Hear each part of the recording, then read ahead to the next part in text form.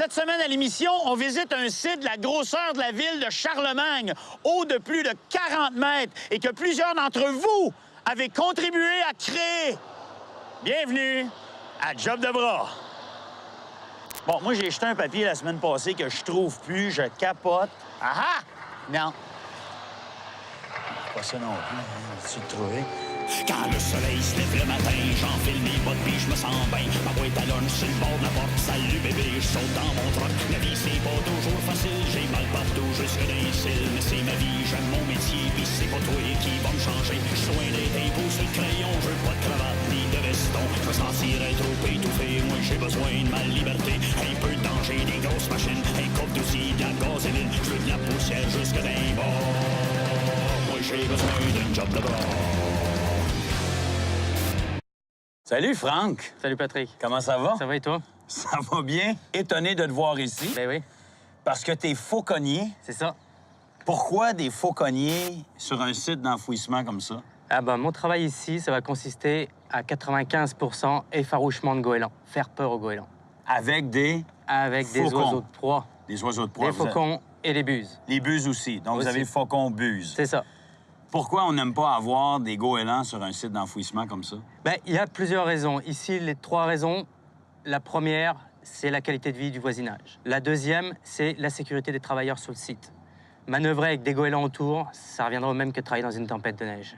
Hein, Ce serait combien de goélands? On parle de centaines ou de milliers? On parle de milliers. Et puis, enfin, la troisième raison, c'est l'impact sur l'environnement. Parce que quand les goélands s'alimentent, ils prennent pas que de la nourriture. Ils vont prendre des déchets, ils vont décoller avec ça dans le bec et ils vont lâcher ça un petit peu partout, dans les champs, les rivières. Donc ça a quand même un impact négatif sur l'environnement. Là, c'est vraiment intéressant, là, parce qu'il y a les faucons, les buses. Oui. Ils ont chacun leur rôle, d'ailleurs. C'est Oui. quoi la différence entre les deux? Ça va être le vol. Ça va être le vol. Les buses sont des oiseaux de bas vol et les faucons sont des oiseaux de haut vol. OK. Donc nos buses vont travailler essentiellement dans le jeep, à faire des sorties directes sur les goélands. Les faucons vont travailler plus dehors, qu'on va les faire décoller de notre point, qui vont faire des tours du site et puis qui vont chasser les goélands en vol. Donc, on va aller sur le front de déchets Oui, avec faucons, buses. oui. Et c'est tout? On va s'emmener un petit peu de pyrotechnie aussi. Je vais te faire écouter les différents tirs de pyrotechnie. On a différentes balles qui servent à différents types d'effarouchements. On va te montrer ça. Super. On y va. On y va.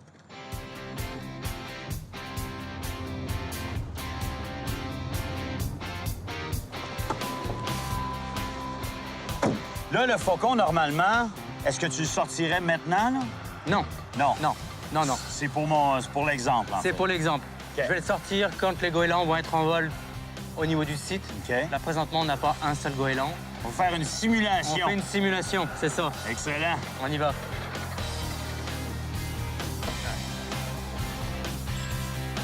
Alors là, qu'est-ce qu'on va simuler? Là, on va simuler une chasse avec le leurre. On va laisser décoller de mon point. OK. Elle va faire des petits ronds autour de moi jusqu'au moment où je vais sortir le leurre. Et puis là, elle va faire les stoups dessus.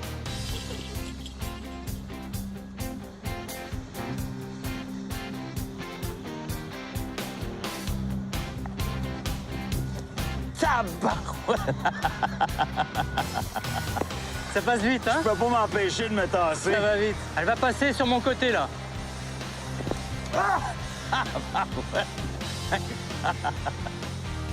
C'est bon, Ouais? elle est arrivée. Là, elle était tannée, là. Là, tu vois, elle commence à avoir le bec ouvert. Ouais?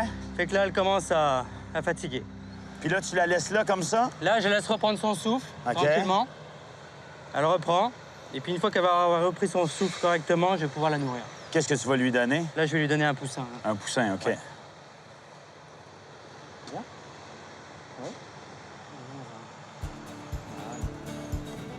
Hey, c'est impressionnant quand ça passe à côté de toi, là.